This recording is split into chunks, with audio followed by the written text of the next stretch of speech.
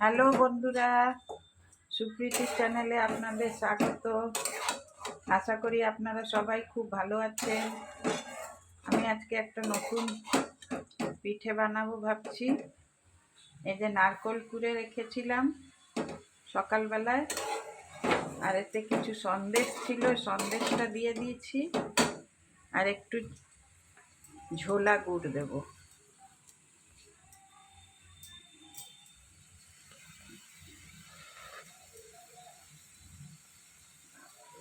তাই যাচ্ছে না এতটাই।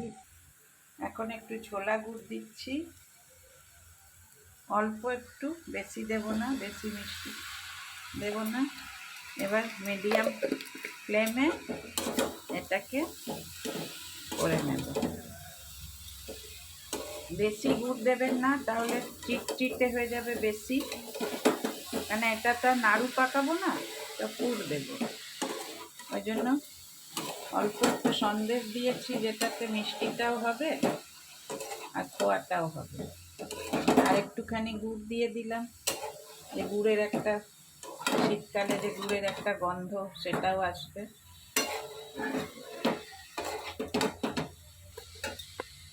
আঁচটা একটু কম করে আপনারা করবেন, যেন পুড়ে না যায়।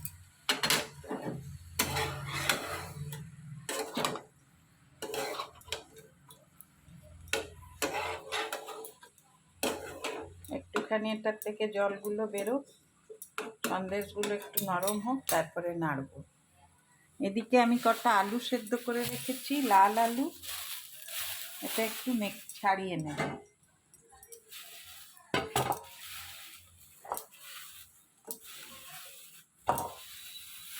আপনারা কুকারে এটা সিটি দিয়ে নেবেন, একটা সিটি দিলেই হয়ে যাবে। আমারটা একটু মনে হচ্ছে বেশি গলে গেছে, ছালগুলো ছাড়িয়ে নেব।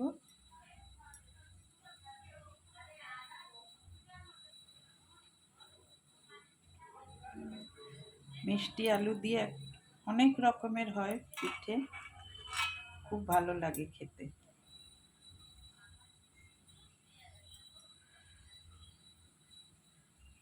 এখন বন্ধুগণ দেখুন, ম্যাশার দিয়ে এটাকে ভালো করে আমি ম্যাশ করে নিচ্ছি। আপনারা চাইলে হাত দিয়েও করতে পারেন, হাত দিয়েও করা যায়। এটাকে ম্যাশার দিয়ে ভালো করে ম্যাশ করে নিয়ে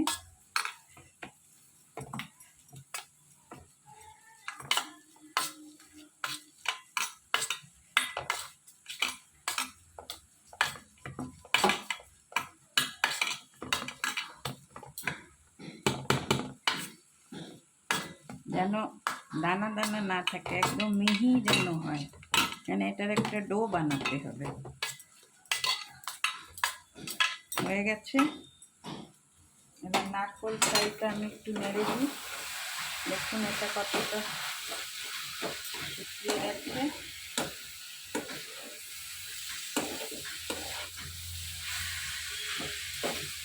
তবে সন্দেশগুলো আমার ফ্রিজে ছিল, ওই জন্য একটু নরম হতে টাইম লাগছে।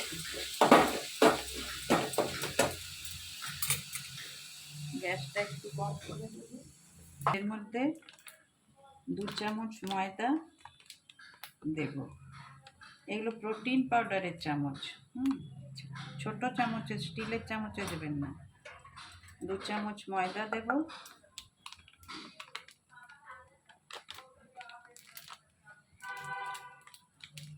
বেশি ময়দা দেবেন না, তাহলে লাল আলুর টেস্টটা নষ্ট হয়ে যাবে।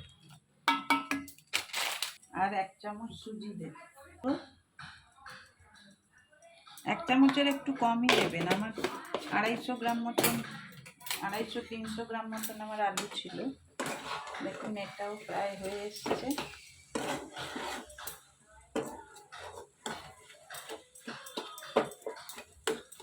দেখুন কি সুন্দর শুকনো শুকনো হয়ে গেছে। আর একটু আমি গ্যাসটা একদম লো করে রেখেছি, নয়তো লেগে যাবে। অল্প একটু নুন দেব।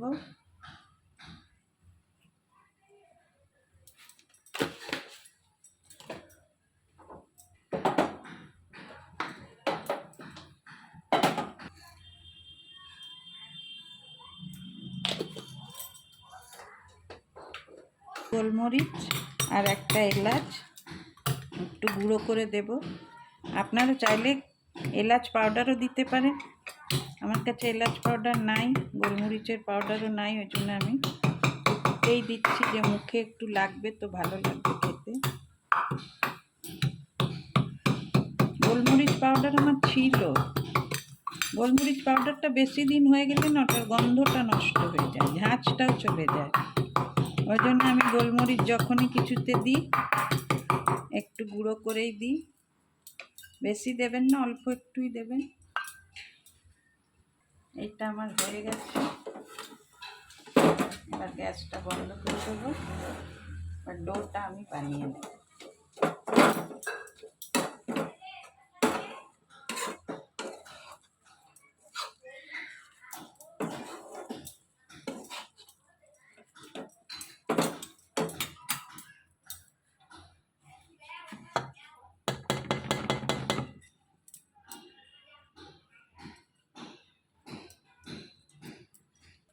অল্প একটু চালের গুঁড়ো দেব, বেশি না, অল্প দেবেন। দিয়ে যদি দরকার হয় দুধ দেওয়ার তবে দেবেন, নয়তো দরকার যদি না হয়, দেখেন যদি এতেই একটা সুন্দর ডো হয়ে গেছে তাহলে আর দরকার নেই দেওয়ার। আর যদি অল্প দরকার পড়ে তবে দুধই দেবেন, জল দেবেন না, তাহলে স্বাদটা ভালো হবে।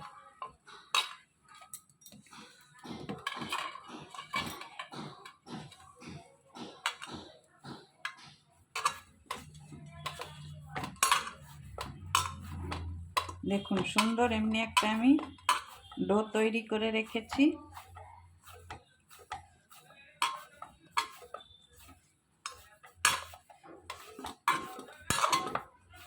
এবার এটাকে ছোট ছোট গুলি করে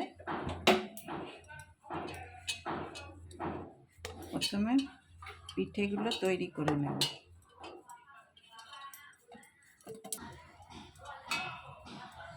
এমনি করে গোল করে নেবেন, এমনি একটা বাটির মতন বানাবেন, বানিয়ে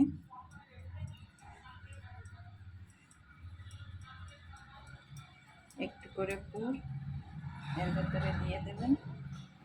যতটা দরকার অতটাই দেবেন, বেশি দেবেন না, না তো ফেটে বেরিয়ে যাবে।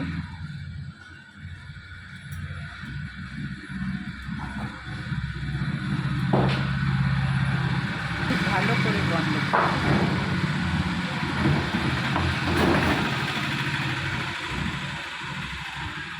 মুখটাকে সুন্দর করে বন্ধ করবেন। আপনারা যেরকম শেপে পারেন দিতে পারেন, কেন এটা তো ভাজা হবে।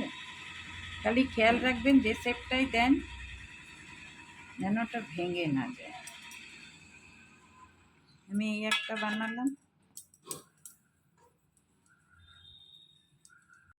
এই রাবড়ি বানিয়ে রাখলাম।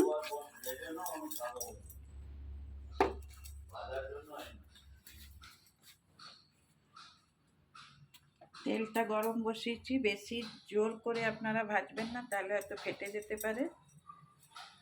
হালকা আঁচে এগুলো ভাজবেন।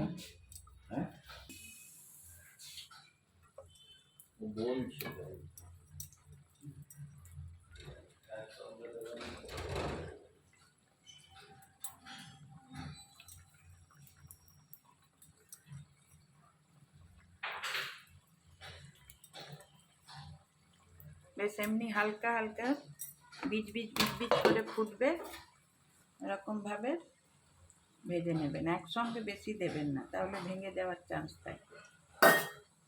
আর কম আঁচে ভাজলে ক্রিস্পি হবে ভালো, ভেতর পর্যন্ত পুরো ভাজা হবে। কেননা সুজিটা কাঁচা থাকে, ময়দাটা কাঁচা, চালের গুঁড়োটা, ওগুলো একটু না ভাজলে টেস্ট হবে না। আর সঙ্গে সঙ্গে নাড়বেন না, একটু কড়া হতে দেবেন, তারপরে নাড়বেন, তাহলে ভাঙবে না, সুন্দর হবে। হালকা হাতে এগুলোকে পাল্টি করে দেবেন।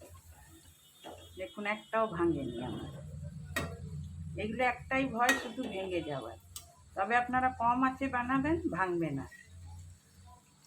এরপরে এগুলোকে লাল লাল করে ভেজে নিন ডুবো তেলে। আঁচটা জোর করবেন, আঁচটা জোর করলেই ওপরগুলো পুড়ে যাবে আর ভেতরটা ভালো করে ভাজা হবে না। নারকলের ছাই যেটা বেঁচে ছিল সেটা রেখে দেবো ফ্রিজে, আবার কোনো একদিন বানাবো। এখন তো আমাদের অঘ্রাণ মাস থেকে আমাদের পিঠে শুরু হয়ে যায়, একদম পৌষ মাঘ পর্যন্ত চলবে, ফাল্গুনে আমাদের শেষ হবে পিঠে বানানো। কিছুই বানাতেই হবে, কিন্তু কোনো নোনতা পিঠে বানালে চলবে না, সব মিষ্টি পিঠে বানাতে হবে। আর প্রতিটা রেসিপি আপনাদের সঙ্গে শেয়ার করব, আপনারা দেখবেন।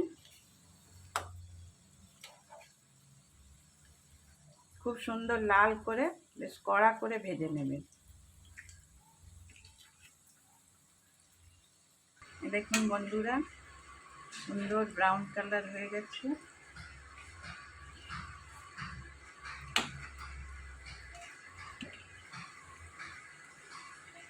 আপনারা চাইলে আরও কড়া করেও ভাজতে পারেন, তবে আমি বেশি কড়া করবো না। এর উপরে একটুখানি রাবড়ি দিয়ে দেবো। এগুলো আপনারা রসেও দিতে পারেন কিংবা দুধের মধ্যেও দিতে পারেন, কিন্তু আমি অমনি দেবো না, আমি একটু ক্রিস্পি ক্রিস্পি খেতে লাগবে, একটু উপর থেকে রাবড়ি দিয়ে দেবো, খেতে খুব সুস্বাদু।